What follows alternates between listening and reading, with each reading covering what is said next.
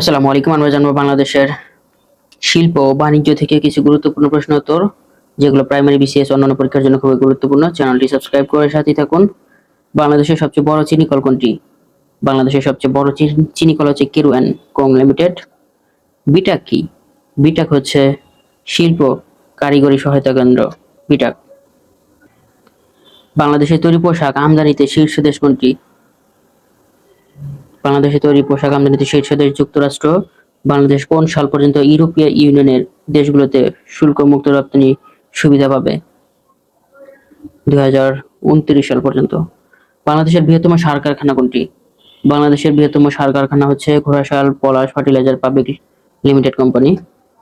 বাংলাদেশের বৃহত্তম সার কারখানা হচ্ছে Ghorashal Palash fertiliser public limited company. Zia সার কারখানা উৎপাদিত সারের নাম কি? জিয়া সার কারখানায় উৎপাদিত সারের নাম হচ্ছে ইউরিয়া। আমাদের দেশে ইউরিয়া সার উৎপাদন করার কাঁচামাল কি? ইউরিয়া সার উৎপাদন করার কাঁচামাল হচ্ছে প্রাকৃতিক গ্যাস। চন্দ্রঘোনা কর্ণফুলী কাগজ কলের প্রধান কাঁচামাল কি? কর্ণফুলী কাগজ কলের প্রধান কাঁচামাল হচ্ছে বাঁশ। বাংলাদেশের তৈরি প্রথম ওষুধ পার্ক কোনটি? বাংলাদেশের তৈরি প্রথম ওষুধ পার্ক হচ্ছে মুন্সিগঞ্জের গজারিয়া অবস্থিত এটি। বাংলাদেশের চামড়া শিল্পনগরী কোথায় অবস্থিত? বাংলাদেশের চামড়া শিল্পনগরী অবস্থিত আশুলিয়াতে। অর্থ মন্ত্রণালয়ের বিভাগ কয়টি? অর্থ মন্ত্রণালয়ের বিভাগ হচ্ছে 4টি। কর পরিষদে কখন বাংলাদেশ ই পেমেন্ট পদ্ধতি চালু করে?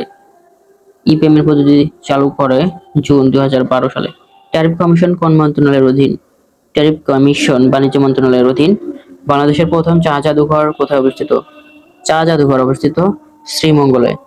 বাংলাদেশের কোন জেলাটি কয়লা সমৃদ্ধ? কয়লা সমৃদ্ধ জেলা হচ্ছে দিনাজপুর। বাংলাদেশের সাথে ভুটানের অগ্রাধিকারমূলক বাণিজ্য ব্যবস্থা পিটিএ কবে স্বাক্ষরিত হয়?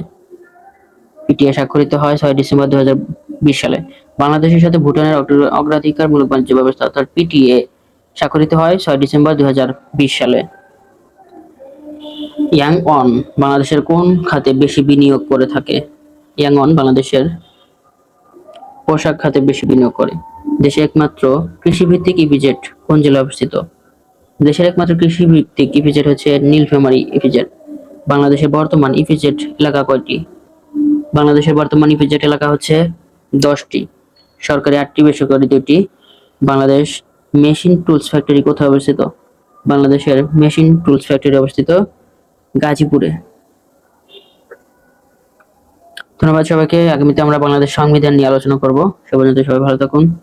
সকলের জন্য শুভকামনা রইল, আমার জন্য শুভ দোয়া করবেন। সবাই ভালো থাকুন। আসসালামু আলাইকুম।